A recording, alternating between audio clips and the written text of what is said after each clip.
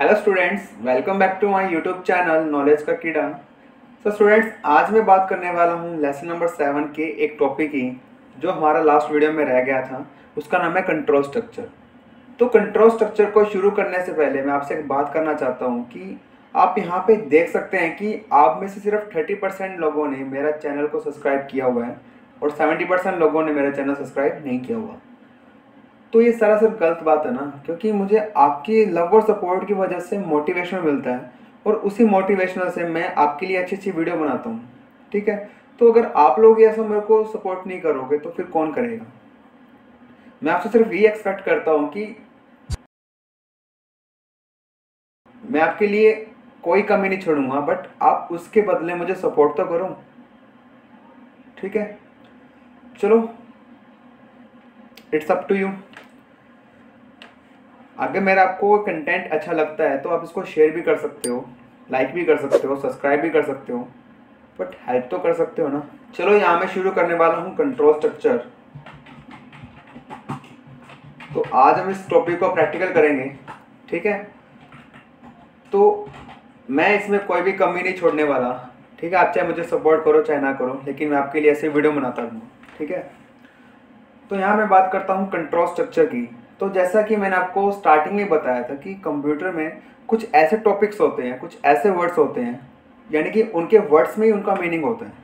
ठीक है, तो यहाँ लिखा हुआ है कंट्रोल स्ट्रक्चर। तो इसका क्या मीनिंग है? इसका ये मीनिंग है कि हम जब प्रोग्राम बनाते हैं, वो भी एक स्ट्रक्चर ही तो है, हम उस प्रोग्राम के अंदर स्टेटमेंट्स को कंट्रोल कर सकते हैं। ठीक है, यानी कि उसको कंट्रोल करने के लिए हम जिन स्ट्रक्चर का यूज़ करते हैं उसे हम बोलते हैं कंट्रोल स्ट्रक्चर। ठीक है, तो जो कंट्रोल स्ट्रक्चर है वो प्रोग्राम के जो फ्लो ऑफ एग्जीक्यूशन है वो उसको कंट्रोल करता है, और ये 3 टाइप्स के होते हैं। तो टाइप्स कौन कौन से होंगे मैं यहाँ मेंशन कर देता हूँ, आप यहाँ पे नोट्स बना सकते हो। तो टाइप्स ऑफ कंट्रोल स्ट्रक्चर, तो there are 3 types of control structure. So first is sequence structure, second is selection structure, and third is loop structure। तो पहले हम पूरी थ्योरेटिकल बात कर लेते हैं कि जो जिसमें कुछ समझने वाला है वो क्या चीज़ें हैं। ठीक है, तो जो कंट्रोल स्ट्रक्चर है वो 3 टाइप्स की होती है। फर्स्ट आता है sequence, second selection, and third is loop.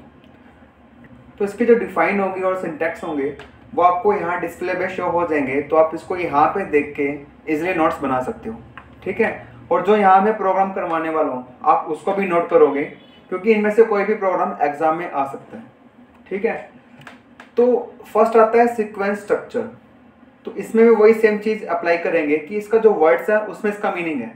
ठीक है, यानी कि हम प्रोग्राम के अंदर जितने भी स्टेटमेंट्स लिखते हैं वो सभी स्टेटमेंट्स को सीक्वेंस में ही एग्जीक्यूट करेगा।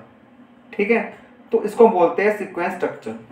इट मीन्स कि हम प्रोग्राम में जितनी भी लाइंस लिखते हैं, जितनी भी स्टेटमेंट्स लिखते हैं, उनमें से ऐसी कोई भी स्टेटमेंट नहीं होगी जो एग्जीक्यूट नहीं होगी। ठीक है, अगर सारी स्टेटमेंट एग्जीक्यूट हो रही है तो हम उस स्ट्रक्चर को बोलते हैं सीक्वेंस स्ट्रक्चर। ठीक है, सेकंड बात करता हूँ सिलेक्शन स्ट्रक्चर। इसमें क्या होता है कि इस स्ट्रक्चर के अंदर हम जो स्टेटमेंट्स लिखते हैं तो उस स्टेटमेंट में से हमें किस स्टेटमेंट को एग्जीक्यूट करना है, मतलब हमें उसके अंदर कुछ स्टेटमेंट को सिलेक्ट करने के लिए हम सिलेक्शन स्ट्रक्चर का यूज़ करते हैं, जो कि कंडीशन पे बेस्ड होती हैं। ठीक है, हम इसके अंदर कंडीशन देंगे, अगर कंडीशन ट्रू होगी तो वो अलग कंडीशन को एग्जीक्यूट करेगा, अगर कंडीशन फॉल्स होगी तो वो अलग कंडीशन को एग्जीक्यूट करेगा। यानी कि हम यहाँ पे कंडीशन को अप्लाई करके हम उन स्ट्रक्चर के अंदर स्टेटमेंट्स को एग्जीक्यूट करवाएंगे। ठीक है, तो वो इसके अंदर 3 टाइप्स की आती हैं, if, second if else, and third is switch.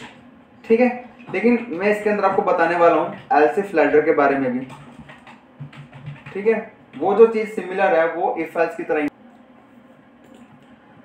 तो नेक्स्ट मैं बात करता हूँ लूप स्ट्रक्चर की। लूप स्ट्रक्चर में क्या होता है कि इसमें इसका हम यूज़ क्यों करते हैं, पहले ये जान लेते हैं कि इसका हम यूज़ इसलिए करते हैं कि ऐसा कोई टास्क है, यानी ऐसी कोई स्टेटमेंट है जो काम तो सेम कर रही है, लेकिन हम उस स्टेटमेंट को बार बार लिख रहे हैं।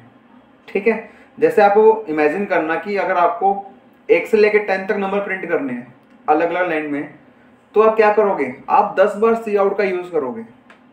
ठीक है, तो आप 10 बार सी आउट का यूज़ करोगे।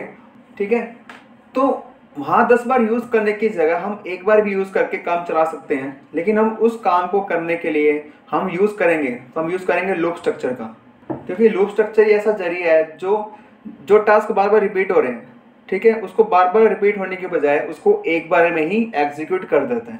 ठीक है, हमें उनको स्टेटमेंट्स को बार बार लिखने की नीड नहीं पड़ती, वो एक ही स्टेटमेंट से वो जितनी बार चाहे उसको एग्जीक्यूट करवा सकते हैं। ठीक है, तो जो लूप स्ट्रक्चर है वो 3 टाइप्स के पढ़ेंगे। फर्स्ट पढ़ेंगे हम फॉर लूप के बारे में, सेकंड पढ़ेंगे व्हाइल लूप के बारे में, एंड थर्ड पढ़ेंगे डू व्हाइल के बारे में। ठीक है, साथ ही साथ हम ये पढ़ेंगे कि व्हाइल और डू व्हाइल में क्या डिफरेंस है। तो ठीक है, आप इस चीज़ को नोट कर लेना। जैसे मैं प्रोग्राम्स करवाऊंगा तो इसकी जो डिफाइन होगी और उसका सिंटैक्स होगा वो आपको राइट साइड यहाँ डिस्प्ले में शो हो जाएगा, तो आप उसको वहाँ से नोट कर सकते हो। ठीक है, तो इसको मैं यहाँ से इरेज करता हूँ। तो यहाँ मैं फर्स्ट बात करूँगा, आप हेडिंग लगा सकते हो सीक्वेंस स्ट्रक्चर की। ठीक है, तो आप इसकी डिफाइन यहाँ से नोट कर सकते हो। तो एग्जाम्पल देता हूँ मैं इसका कि सीक्वेंस स्ट्रक्चर का प्रोग्राम कैसे बनेगा। तो सीक्वेंस स्ट्रक्चर का प्रोग्राम बनाने के लिए मैं टास्क लेता हूँ कि मैं 2 नंबर्स लूँगा और मुझे उन 2 नंबर्स को आपस में प्लस करवाना है। ठीक है, तो मुझे इसकी प्रोग्रामिंग करनी है। तो यहाँ मैं लिखूँगा फर्स्ट हेडर फाइल लिखूँगा hash include iostream.h hash include conia.h voidmain end block शू। ठीक है, तो मेरा टास्क ये था कि मुझे 2 नंबर लेने हैं और दोनों नंबर को प्लस करवाना है। तो जो मेरे नंबर्स होंगे वो इंटीजर टाइप के होंगे। तो यहाँ मैं जो वेरिएबल डिक्लेयर करूँगा वो भी इंटीजर टाइप की ही करूँगा। तो int a, b, and c। अब आप सोचोगे कि मैंने यहाँ पे c क्यों लिया है, तो मैंने c इसलिए लिया है कि जब मैं 2 नंबर को प्लस करूँगा उसका जो रिजल्ट हो वो मेरा c वेरिएबल में स्टोर हो। ठीक है, और अब यहाँ मैं जो प्रोग्रामिंग करूँगा वो करूँगा मैं C++ के अंदर। सो दैट्स वाई मैंने यहाँ पे iostream.h का यूज़ किया है। ओके, तो जैसे मैंने वेरिएबल डिक्लेयर कर लिया तो यहाँ मैं लिखूँगा क्लियर स्क्रीन। ठीक है, अब मैं क्या चाहता हूँ कि जब भी मैं इसको एग्जीक्यूट करूँ तो वहाँ एक मैसेज लिखा आना चाहिए कि एंटर एनी 2 नंबर्स। ठीक है, तो मैसेज देने के लिए मैं यूज़ करता हूँ सी आउट का एंड इंसर्शन ऑपरेटर। तो डबल कोट्स में मैसेज लिखता हूँ कि एंटर एनी 2 नंबर्स। ओके, इसको मैंने यहाँ कर दिया टर्मिनेट, और टर्मिनेट करने के लिए सेमीकोलन का यूज़ करते हैं। देन इसके बाद सी इन, तो जो 2 नंबर होंगे फर्स्ट मेरा नंबर जाए ए के अंदर, तो मैंने यहाँ पे ए को इनपुट करवा दिया, फिर जाए मेरा बी के अंदर, फिर मैंने बी को इनपुट करवा लिया। ठीक है, तो ध्यान रखना कि एक वेरिएबल के लिए एक एक्सट्रैक्शन ऑपरेटर यूज़ होगा। ठीक है, अगर मुझे सेकंड वेरिएबल यूज़ करना है तो मुझे एक एक्सट्रैक्शन ऑपरेटर और लगाना पड़ेगा। ओके, तो यहाँ मेरे नंबर इनपुट हो जाएंगे। तो इसके बाद मुझे क्या करना है कि सी के अंदर इनका रिजल्ट मुझे स्टोर करना है। तो मैंने यहाँ लिख दिया कि C equal to A plus B. तो जब भी ये दोनों नंबर प्लस होंगे तो उसका रिजल्ट कहाँ जाएगा, सी में जाएगा। तो यहाँ मैं प्रिंट करता हूँ सी आउट सम इज, और यहाँ प्रिंट कर दे वो सी को। तो अब मेरा प्रोग्राम रेडी हो चुका है। तो मुझे क्या करना है, गेट सी एच लगाना है एंड ब्लॉक को बंद करना है। ठीक है, तो पहले मैं आपको ये एग्जीक्यूट करके दिखाता हूँ। ओके, तो मेरा प्रोग्राम एग्जीक्यूट हो चुका है। तो यहाँ मैं कोई 2 नंबर एंटर करवाने वाला हूँ। तो मैं लिखूँगा 10 एंड सेकेंड नंबर 20। तो जैसे मैं 2 नंबर इनपुट करवा के एंटर प्रेस करता हूँ तो क्या होता है कि यहाँ मेरा एक आउटपुट आता है जिसमें दोनों नंबर को ऐड किया हुआ है। ठीक है, तो मैसेज आ चुका है सम इज 30। तो ये कैसे हुआ, मैंने यहाँ जो प्रोग्राम बनाया है वो सीक्वेंस स्ट्रक्चर में बनाया है। ठीक है, यहाँ मैंने जो भी प्रोग्राम बनाया है अगर उस प्रोग्राम की सारी लाइंस एग्जीक्यूट हो रही है, यानी कि सारी स्टेटमेंट एग्जीक्यूट हो रही है, तो उसको हम बोलते हैं सीक्वेंस स्ट्रक्चर। तो आप यहाँ पे देख सकते हो कि यहाँ मैंने जितनी भी लाइंस लिखी हैं, ठीक है, तो वो सारी लाइंस क्या हो रही हैं, वो मेरी सारी लाइंस एग्जीक्यूट हो रही है आउटपुट स्क्रीन पे, ठीक है। यानी कि यहाँ में से ऐसी कोई भी लाइन नहीं है जो आउटपुट स्क्रीन पे एग्जीक्यूट ना हो, ठीक है। तो जब भी सारी लाइन एग्जीक्यूट होती है हम उस स्ट्रक्चर को बोलते हैं सीक्वेंस स्ट्रक्चर, ठीक है। तो यहाँ पे क्या हुआ है कि फर्स्ट मैंने 3 वेरिएबल लिए हैं ए बी सी, तो मैंने ए बी के अंदर वैल्यू यहाँ से ले ली है। तो इसके बाद मैंने क्या किया कि ए और बी को प्लस करके मैंने वैल्यू सी में स्टोर करवा ली, ठीक है। और यहाँ मैंने सी आउट लगा के पहले मैसेज प्रिंट करके सी को मैंने प्रिंट कर दिया, तो मैंने प्रोग्राम को बंद कर दिया, ठीक है। तो जैसे मैंने इसको एग्जीक्यूट किया तो मेरा वहाँ पे आउटपुट आ चुका था। तो ये बात की थी मैंने सीक्वेंस स्ट्रक्चर की। तो सेकंड बात करता हूँ सिलेक्शन की। तो जैसा कि मैंने आपको बताया कि सिलेक्शन स्ट्रक्चर यूज़ करने के लिए हम एक कंडीशन देते हैं, और कंडीशन देने के लिए हम यूज़ करेंगे इफ़ का, ठीक है। तो जब भी हम कंडीशन देते हैं तो हम कंडीशन का एक वेरिएबल लेंगे। तो यहाँ मैं लेता हूँ आई नाम से वेरिएबल, फिर क्लियर स्क्रीन, कि अब मैं जो प्रोग्राम बनाऊंगा वो किस बेस पे बनाऊंगा। तो मेरा प्रोग्राम ये होना चाहिए कि अगर मैं कोई भी नंबर इनपुट करूं, ठीक है, अगर वो नंबर 2 से पूरा पूरा डिवाइड हो जाए तो वो प्रिंट करे इवन नंबर, ठीक है। अगर वो नंबर 2 से डिवाइड ना हो तो वो प्रिंट करे ऑड नंबर, ठीक है। यानी कि मुझे इवन और ऑड नंबर पे प्रोग्राम बनाना है, ठीक है। तो यहाँ मैं फर्स्ट लिखता हूँ सी आउट। तो यहाँ मैं ऐसे लिखता हूँ कि एंटर एनी नंबर। तो यहाँ मैं एक नंबर एंटर करूँ और वो नंबर जो जाए वो कहाँ जाए, आई में। तो मैंने आई को स्कैन करवा लिया, ठीक है।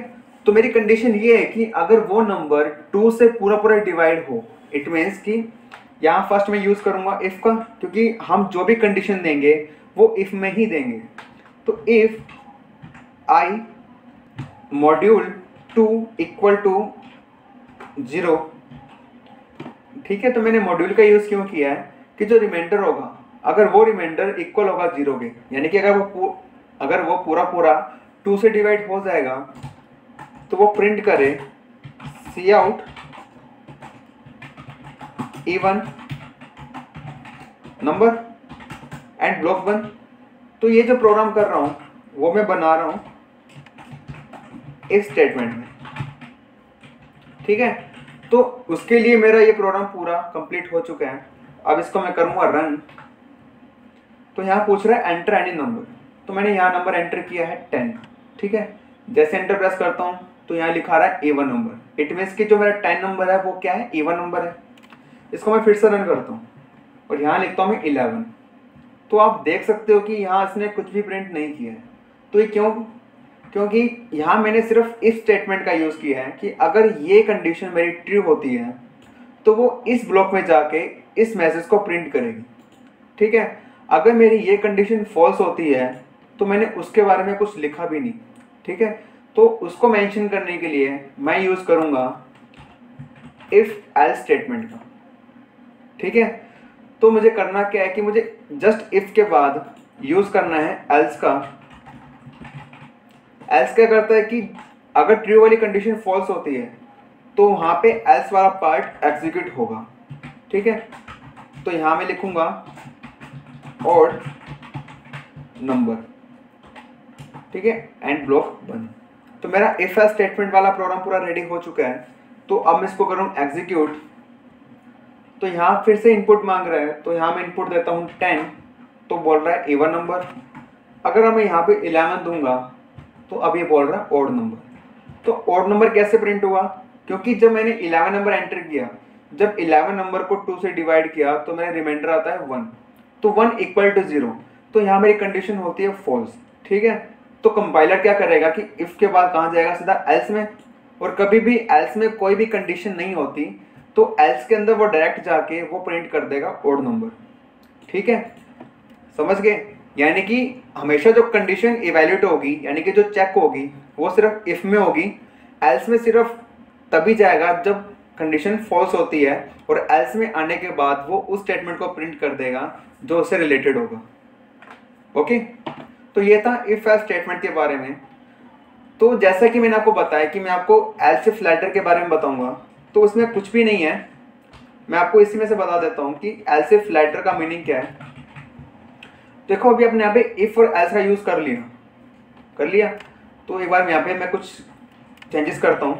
मैंने वेरिएबल ये है मार्क्स नाम से, और यहाँ मैं मैसेज लिखता हूँ कि एंटर योर मार्क्स, और यहाँ मैं इनपुट कराता हूँ मार्क्स को। ठीक है, अगर मेरे जो मार्क्स हैं अगर वो ग्रेटर देन इक्वल टू 60 हो तो मेरी होती है first division.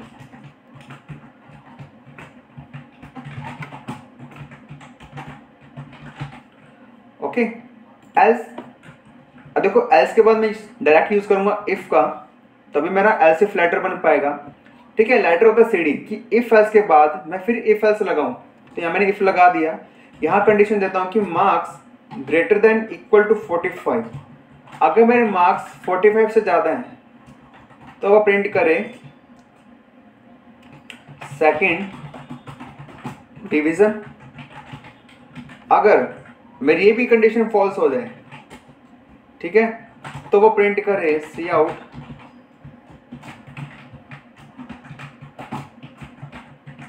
Third division.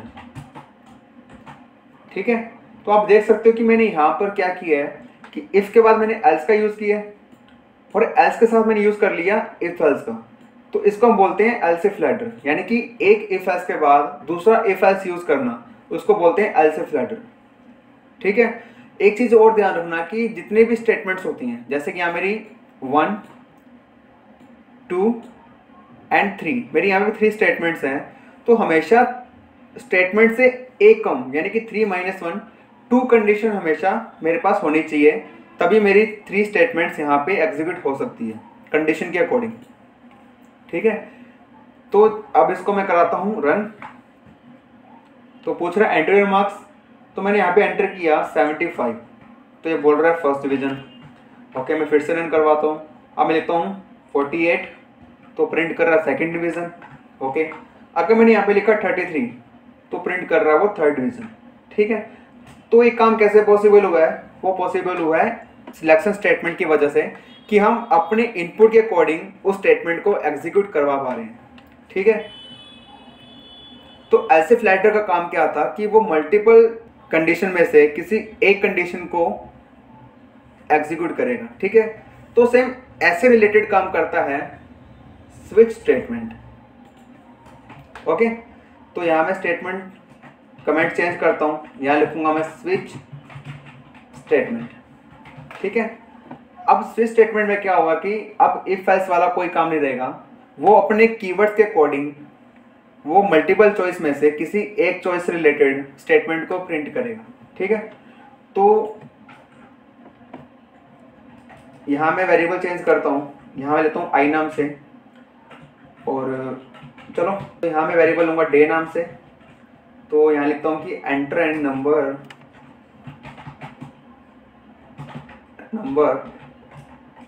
Of day.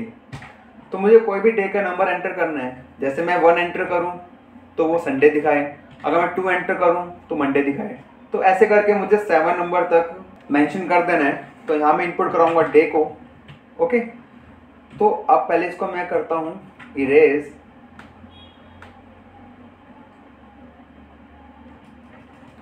ठीक है, यहाँ तक काम सिमिलर रहता है। इसके बाद मैं यूज़ करूँगा स्विच स्टेटमेंट का, और स्विच स्टेटमेंट को यूज़ करने के लिए मैं यूज़ करूँगा स्विच कीवर्ड का। ओके, देन ब्रैकेट में उस वेरिएबल का नेम जो मैंने यहाँ पे डिक्लेयर किया है। ठीक है, तो यहाँ लिखता हूँ मैं डे एंड ब्रैकेट बंद एंड ब्लॉक शीट। तो जैसा कि मैंने बताया कि जो स्विच स्टेटमेंट है वो इफ एल्स का यूज़ नहीं करता है, तो वो किस बेस पे वो कंडीशन को चेक करके हमें रिजल्ट देगा, तो यहाँ वो यूज़ करेगा केस का। ठीक है, अगर मैं जो इनपुट देता हूँ, ठीक है, मैं जिस भी टाइप का इनपुट दे रहा हूँ वहाँ मैं उसी टाइप का केस बनाऊंगा। तो अगर मैं इंटीजर टाइप का इनपुट दे रहा हूँ तो यहाँ मैं इंटीजर टाइप का केस बनाऊंगा। तो यहाँ लिखता हूँ 1 कॉलन, और केस 1 में करता हूँ कि अगर कोई यूज़र 1 इनपुट करे तो वो प्रिंट करे संडे। ठीक है, और हर केस के बाद मैं यूज़ करूँगा ब्रेक का। जैसे मेरा केस कंप्लीट होगा तो मैं ब्रेक से उसको बंद कर दूंगा, सो ऐसे मुझे कितने केस बनाने पड़ेंगे? तो ऐसे मुझे 7 केस बनाने पड़ेंगे। तो यहाँ बनाता हूँ केस सेकंड, ठीक है। तो केस सेकंड बनाने के लिए यहाँ मैं लिखूंगा 2 एंड यहाँ मैं करूँगा मंडे एंड ब्रेक। ऐसे केस थर्ड 3 में लिखता हूँ मैं यहाँ पे Tuesday and break. Case 4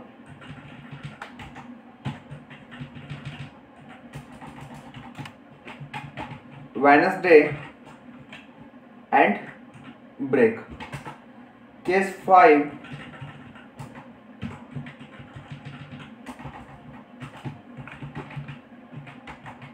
Thursday and break. Case 6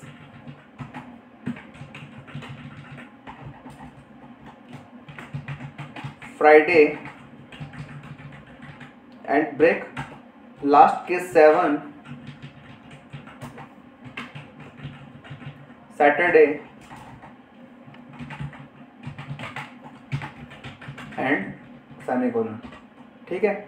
तो ये काम मेरा कब तक है? अगर कोई यूज़र 1 से लेके 7 तक के बीच में कोई इनपुट दें तो उसके अकॉर्डिंग वो डे प्रिंट कर दें। अगर कोई यूज़र 1 और 7 के बाद कोई भी नंबर एंटर करे, जैसे 8, 9, 10 एंटर करे, तो वो चीज़ में क्या करे, ठीक है। मतलब उसके अगर ऐसा कोई इनपुट मिलता है तो वो प्रोग्राम क्या करे, तो इसके लिए यूज़ करूँगा यहाँ में डिफ़ॉल्ट का सी आउट एंड यहाँ में लिखूँगा इनवैलिड चॉइस, ठीक है। एंड इसको नीचे ब्रेक करने की नीड नहीं है, ठीक है। तो मेरे यहाँ प्रोग्राम रेडी हो चुका है, मुझे बस क्या करना है, स्विच के ब्लॉक को यहाँ बंद करना है, ठीक है। तो यहाँ मैं करूँगा उसको एग्जीक्यूट। तो यहाँ मुझे मैसेज शो कर रहा है कि enter any number of day. तो यहाँ मैं एंटर करता हूँ 4, तो यहाँ प्रिंट हो रहा है वेडनेसडे, ओके। यहाँ मैं इनपुट करूँ 7, तो प्रिंट कर रहा है सैटरडे, ठीक है। अगर यहाँ मैं लिखूँ 8, तो वहाँ लिखा रहा है इनवैलिड चॉइस।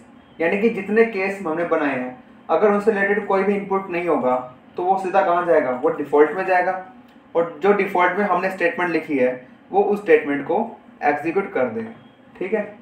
तो ये मैंने बात की थी स्विच स्टेटमेंट की, और आपका जो सिलेक्शन स्ट्रक्चर है वो यहीं पे ख़त्म होता है। तो नेक्स्ट में बात करता हूँ लूप स्ट्रक्चर का, ठीक है। तो लूप का पर्पस क्या है वो मैंने आपको बता दिया, ठीक है।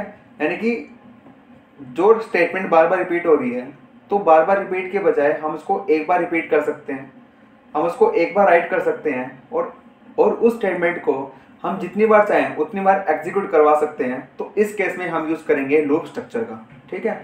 तो हम इसका प्रोग्राम बनाते हैं। सबसे पहले इसको मैं इरेज करता हूँ। तो हम जो प्रोग्राम बनाएंगे वो बनाएंगे कि हमें 1 से लेके 10 तक नंबर प्रिंट करना है, ठीक है। तो उस केस में क्या करता हूँ, तो यहाँ मैं सबसे पहले वेरिएबल लूँगा आई नाम से, और यहाँ लिखूँगा मैं क्लियर स्क्रीन, ओके। तो इसके बाद मुझे क्या करना है, मुझे यहाँ पे यूज़ करना पड़ेगा कोई भी लूप। तो यहाँ मैं फर्स्ट यूज़ करता हूँ फॉर लूप, ठीक है। फॉर लूप में एक खास बात ये है कि हम जितने भी लूप स्टेटमेंट का यूज़ करते हैं, हम उन सब स्टेटमेंट्स को सिंगल लाइन में लिख सकते हैं, ठीक है। तो लूप चलाने के लिए जो मेन लूप स्टेटमेंट्स हैं वो ये है कि फर्स्ट आती है इनिशियल वैल्यू, तो मैंने यहाँ पे इनिशियल वैल्यू दे दी 1, ठीक है। फिर आती है कंडीशन कि मेरा कब तक चले, तो i <= 10 तक। अब देखो कि मैंने स्टार्ट कहाँ से किया है, 1 से किया है, और मेरा कहाँ तक चलेगा, वो 10 तक चलेगा। अब 1 से लेकर 10 तक जाने के लिए क्या हो, तो मेरा वहाँ पे जो स्टेटमेंट है वो इंक्रीमेंट ले, तो यहाँ मैं लिखूँगा i++। तो यही 3 चीज़ें कॉमन होती है सभी लूप स्ट्रक्चर के अंदर, ठीक है। लेकिन इसको लिखने का जो फॉर्मेट होता है वो सबका अलग अलग होता है, ठीक है। फॉर लूप में यही खास बात है कि हम तीनों स्टेटमेंट्स को सिंगल लाइन में लिख सकते हैं, ओके। तो यहाँ मैं करता हूँ ब्लॉक शुरू। इसके बाद क्या हो, मेरा जो लूप वेरिएबल है वो यहाँ प्रिंट हो, ठीक है। और प्रिंट कैसे हो, कंडीशन के अकॉर्डिंग, और यहाँ करूँगा बैकस्लैश एन एंड ब्लॉक बंद। ठीक है, हम फॉर लूप को तभी चला सकते हैं जब हमें पता होता है कि हमें अपने प्रोग्राम को या फिर जो स्टेटमेंट यहाँ बीच में लिख रहे हो आपको वो स्टेटमेंट कितनी बार एग्जीक्यूट करवानी है। ठीक है, तो वो कंडीशन के बेस पे चलेगी। तो अब मेरा प्रोग्राम रेडी हो चुका है, अब मैं इसको करवाता हूँ run. Now you can see, तो आप यहाँ पे देख सकते हो कि मेरे जो स्टेटमेंट्स हैं जब वो एग्जीक्यूट हुई वो 1 से लेकर 10 तक हुई है। ठीक है, यानी कि मेरे पास सी आउट स्टेटमेंट तो एक थी लेकिन वो कितनी बार एग्जीक्यूट हुई है, वो 10 बार हुई है। क्यों? इस कंडीशन के बेस पे हुई है। ठीक है, तो ये बात की थी मैंने फॉर लूप की। अगर मुझे यही सेम काम व्हाइल लूप में करना हो तो मुझे क्या करना पड़ेगा? तो वही सेम। ठीक है, तो आप इसका सिंटैक्स देख सकते हो व्हाइल लूप का। तो इस बेस पे मैं इसकी प्रोग्रामिंग करता हूँ। तो सबसे पहले मुझे क्या करना है कि मुझे यहाँ पर इनिशियल वैल्यू बाहर देनी पड़ेगी। तो मैंने यहाँ लिख दिया कि i = 1। तो मैंने यहाँ पे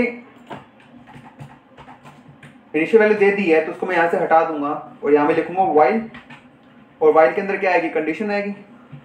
ठीक है, कंडीशन आएगी सिर्फ, तो इसको मैं यहाँ से हटा दूंगा। अब जो i++ है उसको मैं कहाँ लिखूँ? उसको मैं लिखूंगा इसकी बॉडी के अंदर, यानी तो मैं i++ एंड सेमीकोलन। तो मेरा while लूप का कॉन्सेप्ट प्रोग्राम पूरा कंप्लीट हो चुका है। अब मैं इसको करता हूँ execute. Now you can see, तो इसने भी क्या किया है? सेम 1 से लेकर 10 तक स्टेटमेंट्स को प्रिंट किया। ठीक है, तो ये बात की थी मैंने व्हाइल लूप की। अगर मैं बात करूँ डू व्हाइल लूप की, तो उसके लिए क्या करना होगा? मुझे बस कुछ भी नहीं करना, जो मैंने यहाँ पे कंडीशन दी है उस कंडीशन को मैं लिखूंगा यहाँ पे while i < 10 एंड मुझे यहाँ पे कंडीशन को टर्मिनेट करना ही पड़ेगा। ठीक है, तो इसको मैं यहाँ से हटा दूंगा क्योंकि इसको मैंने नीचे लिख लिया है। अब मैं यहाँ क्या लिखूँ? यहाँ लिखूंगा मैं सिर्फ डू को। ठीक है, तो यहाँ मेरा डू वाइल का प्रोग्राम रेडी हो चुका है। अब मैं इसको करवाता हूँ execute. Now you can see, इसने भी सेम 1 से लेकर 10 तक ही प्रिंट किया। ठीक है, जब वाइल और डू वाइल सेम काम कर रहे हैं तो इनमें डिफरेंस क्या होगा? मतलब कुछ तो डिफरेंस होगा ना, तब इनको दोनों को अलग अलग टर्म किया हुआ है। तो इसका डिफरेंस मैं आपको बता देता हूँ कि जब भी मैं डू वाइल लूप को एग्जीक्यूट करता हूँ और अगर मेरी यहाँ पहली जो कंडीशन है वो इसको मैं कर दूँ फॉल्स। ठीक है, अब मैंने यहाँ पे स्टेटमेंट चेंज कर दी है। अगर मेरी डू वाइल लूप के अंदर फर्स्ट कंडीशन ही फॉल्स हो जाती है, यानी कि स्टार्टिंग में मेरी कंडीशन फॉल्स हो जाती है, तब इसको मैं रन कराऊंगा तो ये कम से कम एक बार एग्जीक्यूट जरूर होगा। ठीक है, क्यों होगा? क्योंकि जब यहाँ से वो चल रहा है तो यहाँ पे i की वैल्यू 1 है और डू में जाएगा तो यहाँ कोई कंडीशन नहीं है। इट मीन्स वो इस ब्लॉक के अंदर भी जाएगा। तो यहाँ फर्स्ट वो i को प्रिंट करेगा, फिर i से इंक्रीमेंट लेगा, फिर बाहर आएगा, उसके बाद कंडीशन चेक करेगा। यानी कि इसने जो 1 वैल्यू थी उसने वो यहाँ पे ही प्रिंट कर दी है, मतलब बिना कंडीशन चेक किए उसने यहाँ पे 1 को प्रिंट कर दिया है। प्रिंट करने के बाद ही वो यहाँ पे कंडीशन को चेक करेगा, और जब यहाँ पे कंडीशन चेक करेगा अगर पहले कंडीशन फॉल्स हो जाती है तो फिर भी वो एक बार प्रिंट करेगा ही करेगा। ठीक है, अगर यही चीज़ मैं वाइल में करूँ, तो इसको डू हटा दूंगा, यहाँ लिखूंगा वाइल i > 10। अगर मेरी वाइल के अंदर फर्स्ट कंडीशन फॉल्स हो जाए तो वो क्या करेगा? तो वो एक बार भी नहीं चलेगा। ठीक है, आप यहाँ पे देख सकते हो कि ये एक बार भी एग्जीक्यूट नहीं हुआ है। तो ये क्यों हुआ? क्योंकि जब यहाँ पे i की इनिशियल वैल्यू 1 दे दी तो 1 के बाद वो कंडीशन चेक करेगा कि i > 10। तो यहाँ पे कंडीशन क्या हो जाएगी? स्टार्टिंग में ही फॉल्स हो जाएगी। इट मीन्स वो इस ब्लॉक के अंदर आ ही नहीं पाएगा। अगर ब्लॉक के अंदर ही नहीं आ पाएगा तो वो प्रिंट कैसे करेगा? ठीक है, तो इसलिए वो यहाँ से कंडीशन फॉल्स होके यहाँ से एग्जिट होके प्रोग्राम को बंद कर देगा। ठीक है, और आपको यहाँ पे कुछ भी मैसेज प्रिंट नहीं करेगा और ना ही कोई वैल्यू को प्रिंट करेगा। ठीक है, तो आपने क्या समझा कि जो वाइल लूप है उसको बोलते हैं एंट्री कंट्रोल्ड लूप। इसका मीनिंग क्या है कि यहाँ पे जो कंडीशन चेक होगी वो कब होगी? एंट्री टाइम में होगी, यानी कि वैल्यू को इनिशियल करवाने के बाद जस्ट इसके बाद क्या होगी? कंडीशन चेक होगी। मतलब एंट्री टाइम में कंडीशन चेक होगी, यानी कि जो हमारी स्टेटमेंट्स होगी उसको एंट्री टाइम पे ही कंट्रोल किया जाएगा। उसको हम बोलते हैं एंट्री कंट्रोल लूप। और जो एंट्री कंट्रोल लूप होता है वो वाइल लूप होता है, क्योंकि पहले वाइल लूप कंडीशन को चेक करता है, कंडीशन को चेक करने के बाद ही वो स्टेटमेंट को एग्जीक्यूट करता है। It means first check the condition then execute the statement. लेकिन जो डू वाइल लूप होता है उसको हम बोलते हैं एग्जिट कंट्रोल लूप। क्यों? क्योंकि देखो डू व्हाइल में क्या होता है कि पहले स्टेटमेंट को एग्जीक्यूट किया जाता है, उसके बाद कंडीशन को चेक किया जाता है। ठीक है, यानी कंडीशन को चेक कब करेगा? एग्जिट टाइम पे करेगा, यानी कि जो स्टेटमेंट्स को कंट्रोल करेगा वो एग्जिट टाइम पे करेगा, इसलिए हम बोलते हैं exit control loop. It means कि first execute the statement then check the condition, यानी कि पहले वो स्टेटमेंट को एग्जीक्यूट करेगा फिर कंडीशन को चेक करेगा, और जो कंडीशन चेक होगी वो कहाँ होगी? एग्जिट टाइम पे होगी। ठीक है, तो इनके अंदर यही मेन डिफरेंस होता है, ये आपको लिखना है। ठीक है, तो आपका जो चैप्टर नंबर 7 है वो यहीं पे कंप्लीट होता है। अगर आपको इनमें से कोई भी डाउट है तो आप प्लीज़ मुझसे पूछ सकते हैं, आप इस वीडियो के नीचे कमेंट करके बता सकते हैं, या फिर आप मुझे इंस्टाग्राम पे मैसेज कर सकते हैं। उसका जो लिंक होगा वो आपको नीचे डिस्क्रिप्शन बॉक्स में प्रोवाइड करवा दूंगा। Okay students, so that's enough for today, see you in the next video, take care and bye bye.